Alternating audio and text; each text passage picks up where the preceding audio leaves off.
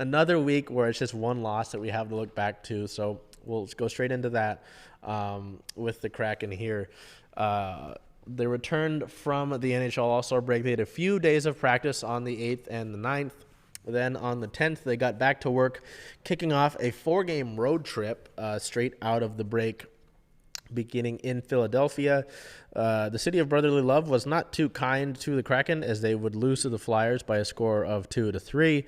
Just a really frustrating game. That final score is a lot closer than really what the game felt like. Seattle loses this one 2-3. Tomas Tatar gets on the board in the second period. Jared McCann scores in the third period on the only shot that the Kraken registered in the third period. That's just take that one tidbit and kind of think about that as you're thinking about this game. If you haven't seen it, or even if you have seen it, and just think about the fact they only had one shot on goal in the final frame. Jared McCann scoring that last goal to put Seattle within one goal. He is our player of the game. 1 goal, 1 point, 3 shots, and 2 hits in this one. Just kind of tough. I mean, the Kraken give up a shorthanded goal, which wasn't great. The Flyers actually do have a good amount of shorthanded goals and the second best PK in terms of percentage in the NHL. So tough to go up against that unit. Joey Decord kind of let up a somewhat soft goal in this one as well. So just kind of a tough one. Seattle unable to get the final push. They do bring on the 6th skater late. It doesn't mean anything. They're really, again, just the lack of shots on goal, the lack of really challenging Cal Peterson in net. This wasn't the sort of game where it's like they were generating good chances and it wasn't going like that loss to the Sharks before the break. This one was just kind of disappointing. It didn't seem like they were fully cohesive with the puck. The lines didn't look like they were clicking. Just frustrating to look at with the Kraken here.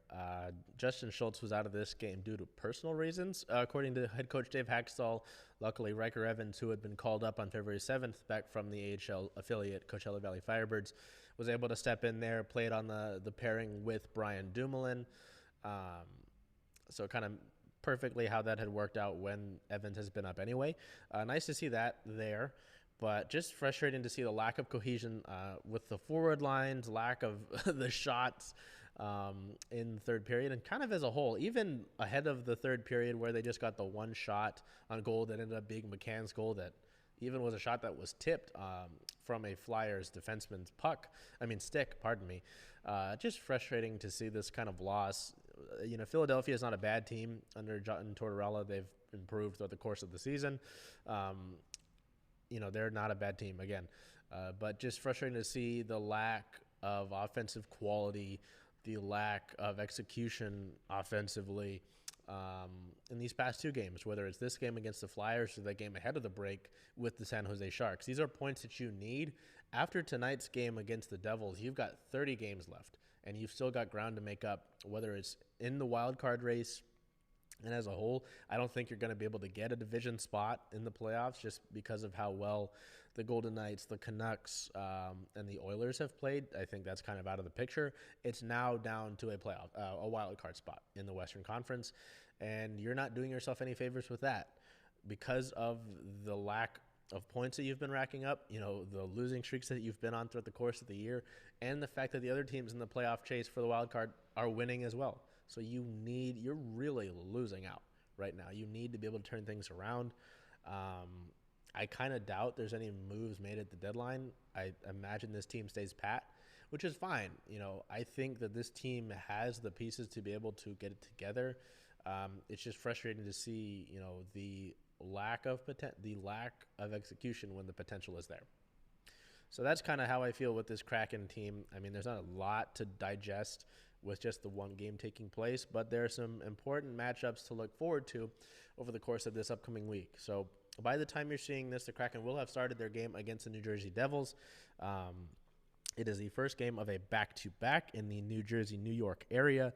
4 p.m. Pacific time. The team is back on Root Sports after being on ESPN Plus/Hulu last game, against the Flyers. Then tomorrow, February 13th, at the New York Islanders is a 4:30 p.m. start, the second game of a back-to-back.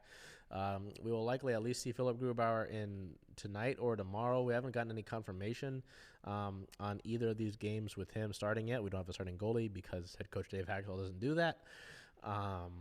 But we'll see him at least in one of these games. And then a few days later, to end that road trip, the team will head up to Boston. They'll ship up to Boston on February 15th for a game against the Bruins at 4 o'clock. So something to look forward to there.